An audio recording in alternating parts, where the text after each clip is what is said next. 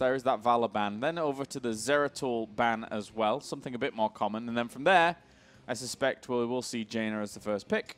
Yep, she comes and gets locked on him. Yeah, so Braveheart with a solid first pick. It's so interesting to me that Jaina, when she came out, she wasn't picked for a very long time. And then now she's became like this hero, your first pick pretty much all the time. Mm.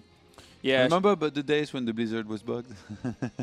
Was it bugged? It didn't show in the score or something. Oh, okay. Well, she had quite the damage tweak is what occurred. Yeah.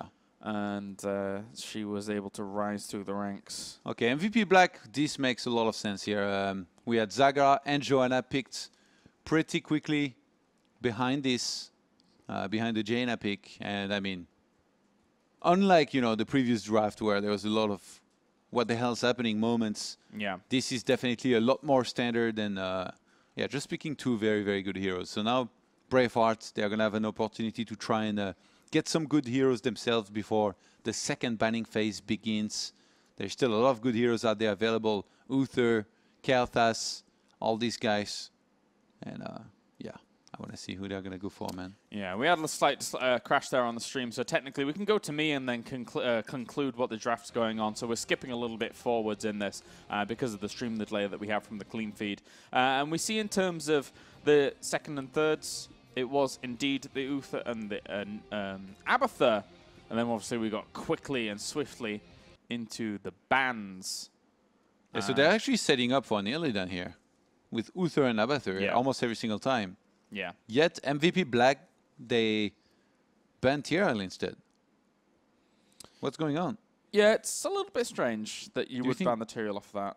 And then they play Arthas. Actually, no. I think that they're feeling that they can deal with the Illidan, but if they give them the Tyrael as the tank, they have too much engage. You know what I mean? Okay. Unless MVP Black sees the... Wait. Yeah, but then they can get Muradin. I mean, yeah, but it's not quite as strong as a Judgment engage. But they don't go for that anyway. Interesting. Okay. Let's quickly just write all these down. It's cool to see Arthas, by the way. Like, we see him less and less. I feel he's definitely, like, you know, one of the guys at the front that can do some pretty good job tanking. The question for me is always Shindragoza or Army of the Dead. And personally, like, I really think that Army of the Dead is just, you know, it's really, really hard to take down an Arthas who's Army of the Dead at the front, especially with this kind of comp. Look at this. Sergeant Hammer gets picked. This hadn't happened since 2 years. I don't know. It has been a while. But Sergeant Hammer, that was one of the main names in the ranged assassin scene for a very long time. Really not picked at all anymore these days. Now gets picked. The thing is that technically, because they don't have... Braveheart didn't take this really, like, strong engage comp, and the ban on the Tyrael is, like, completely helpful here for MVP Black to go down the Hammer path.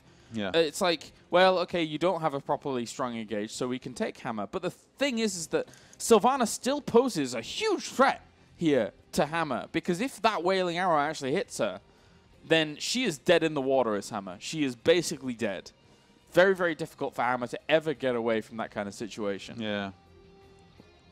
I wonder, I mean, having Abathur here, Braveheart, they're going to be able to use Ultimate Evolution on Jaina and like use that burst with the double Jaina once again. But MVP Black, they have two very good tanks at the front, especially Johanna, and then behind is Zagara and Hammer. They're going to be putting in some serious work. They have the Tranquility that's going to give them a lot of sustain. And it's going to be interesting to see which talents Hammer go for in particular. You know, if he goes Hover Siege Tank and then Nexus Frenzy on 20, which is what I expect, it's actually going to be get crazy from level 20 onwards because the damage is going to be ridiculous. Even the laning phase in itself, actually. You know? Yeah. If you put Malth, Zagara, and Hammer on the same lane, like the pushing power is going to be incredible. But I don't think they will do that. I think they better put one of the tanks, Johanna or Arthas, with this lane if they do a tri-lane. Yes. And then put Zagara by herself. Yeah. Yeah, I have to agree with that. Zagara can definitely hold her own there. And then, obviously, you do want to protect the Hammer. That's something that was passed down from generation to generation at the beginning of Heroes of the Storm.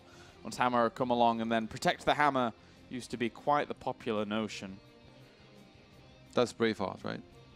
This is Braveheart, yes. This is Braveheart currently. Who, again, I think look at this shiny keyboard and mouse. I saw the mouse and I was pretty impressed. I'm not quite sure what mouse that is, but that's quite cool. Well, regardless.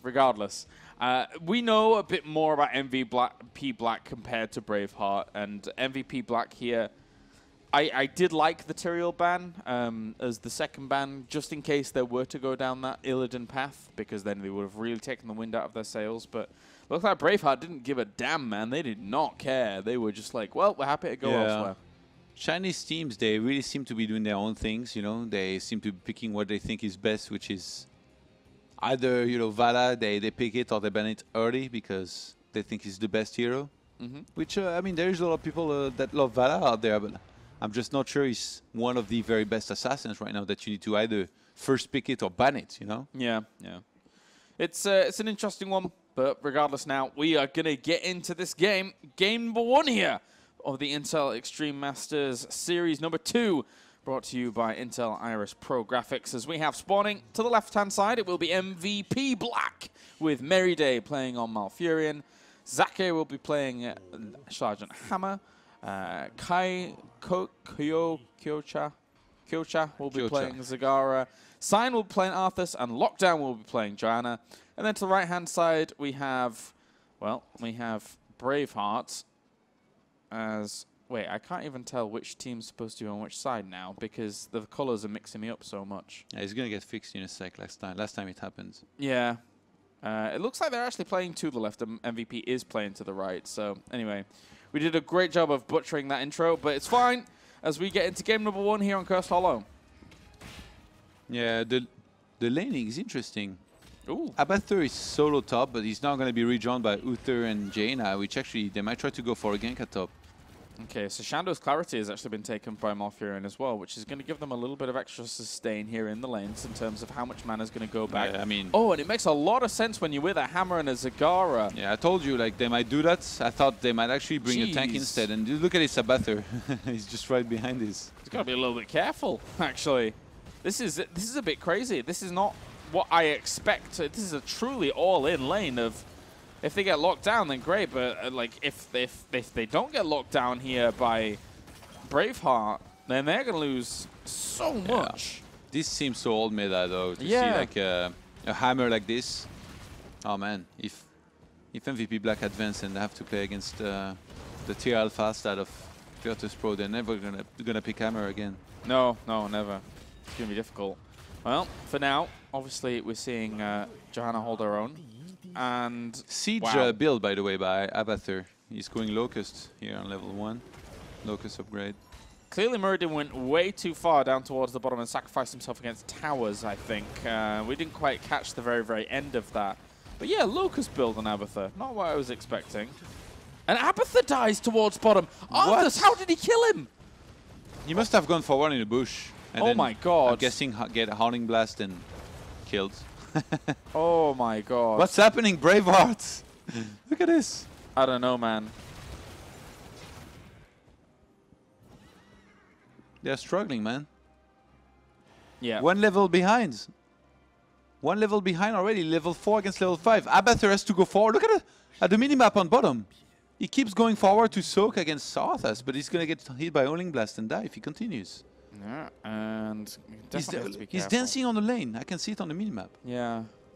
And still, we actually even have the level 4 extra coming in from Malfurion, so he's always giving mana back. This is a build that I've been experimenting with, actually. You don't see it too much in Europe, but it's actually really quite powerful just to have that sustain in lanes being very, very strong. You sacrifice a little bit of range, of course. Who just died? Zagara towards the middle? This is really difficult with this guy. Sorry that we're missing. Obviously, guys, this is a piggyback broadcast. This isn't us actually observing. I need to keep repeating that phrase because it's, yeah. It's a funny one. Yeah. I mean, I really don't know how Abathur is supposed to soak consistently here. Look at it! Oh my god! What is he? He's That's crazy. How he died, man. He's crazy. Oh my god! It's a magnet, mate. He wants you to go for him. That's the trick. Wow! Wow! Wow! Wow! There was a lot of movement here around the bottom lane. I thought for a moment MVP Black might try and go for the boss, but nope. Not quite just yet. The hard camp's getting cleared by Braveheart on their side of the map here with Muradin still being there. Hammer doesn't really have much to push. Took the entire top wall. The thing is that if you're running this Hammer composition now, I would Oh, jeez, that was close. that's actually, that should be an easy second tribute now for them. Yeah. The thing, like Hammer, for example, could have... Yeah, he's cleaning up minion waves or whatever, but just rotate Arthas up towards there. We lost Malfurion whilst this was going on. And then just put Hammer elsewhere, maybe towards bottom lane, try and play the tri-lane there and kill off more towers, and then just get yourself an even stronger lead. But good thing I told him to message the observer to make sure we don't miss fights during the break. He's like on protest. Doing a fantastic job. There's like 4 kills. We haven't seen one of them. Yeah. Flipping tables real soon, man. I'm telling you. Haunting wave forwards. Just gonna have to base away from that point on. But Zaki is just looking to take a full fort this early on, and there's really not been any pressure on him at all. As you say that, like they're actually rotating top big time, but Muradin might spoil it. No, he knows. He knows. Like there was a bunch of people missing on the map. They're gonna try to stun. He dodges it, but lands on Arthas. But he's behind the wall anyway. And Zagara, she's, oh my god, I see Abathur moving at the bottom. Don't do it, no, man. Please, please, no. He like just walks there, starts slapping Zagara. I'm like, no, this is too much. Sylvanas actually gonna interrupt. All right. They're gonna get chased away here. Yeah, Sylvanas has to be very, I don't think she can stay. No, she can poke barely, but not much more That's than a that. cap and curse. Nope.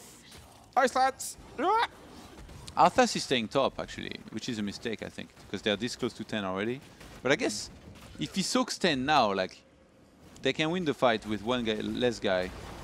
Oh, very clutch cancel here. Level 10 has been gained. Uh-oh. They've got to start running Braveheart because 5v4 or not, yeah, you're gonna get killed if you stay. I think they knew they were never going to be able to take it. Like it's a bit tough there for them.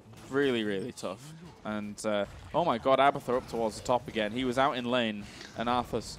This is giving me heart palpitations. So I can't deal with this. It's Abathur. Like he doesn't even tunnel anywhere. He just walks into the lane.